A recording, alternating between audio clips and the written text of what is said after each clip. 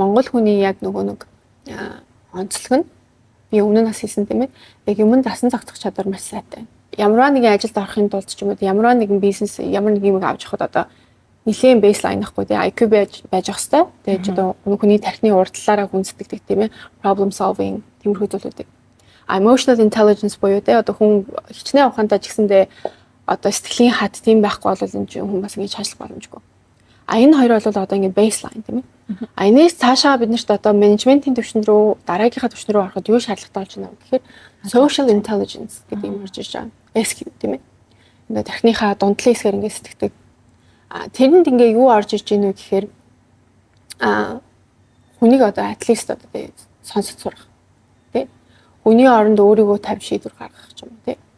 Би одоо ингээл тэр safety-д ажиллаж байхад айгүй л олон шийдвэр гаргах шаардлагатай болно л доо. Тэгт чинь би одоо өөрөө иммигрант хийж тэр нөгөө нэг одоо Uber-т маань ингээд ажиллаж байгаа жолооч нар байгаа шүү дээ. Гэтэл чинь тэр хүмүүс ч одоо full time ажилладаг айгүй олон жолооч нар байдаг байхгүй юу? Ерөөсөө яг л нөгөө нэг Uber-ээр мөнгө олдог, амьдралаа залгуулдаг тийм хүмүүс айгүй олон байдаг. Тэгээд тэр болгон дээр би одоо тэр хүнийг одоо байндах буюу одоо тэр Uber-ийг дахиж ашиглах боломжгүй болоод одоо тэр хүнийг би нэг үс ажлаас нь халж ийн гэсэн үг шүү дээ тийм ээ. Тэгэхээр тийм шийдвэрийг гаргахын тулд бол хүн айгүй их ингээд олон талаас нэмийг харах шаардлагатай болдог юм байлээ. Тэгээ би энэ дээр юу гэж хэлэх гээд байна вэ гэхээр Монгол хүний хувьд бол ерөнхийдөө social intelligence буюу нөгөө adaptability IQ гэж нэлээд байгаа. Тэгээ adaptability quotient дээр айгүй сайн хэдүүлээ ажиллаж чаддаг. Угаасаа тархины хойдлолоор айгүй сайн ажилладаг. Миний анзаарснаар бол тийм ээ.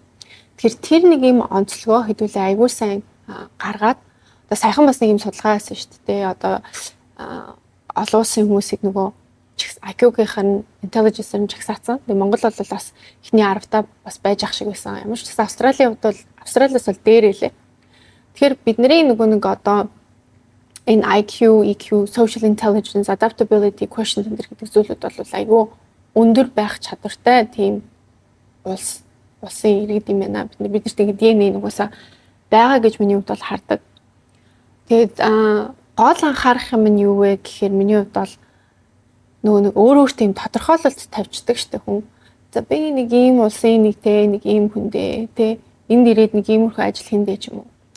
Ерөөсөө нэг тийм хаалт ерөөсөө тавих ёсгүй юм шиг надад санагддаг.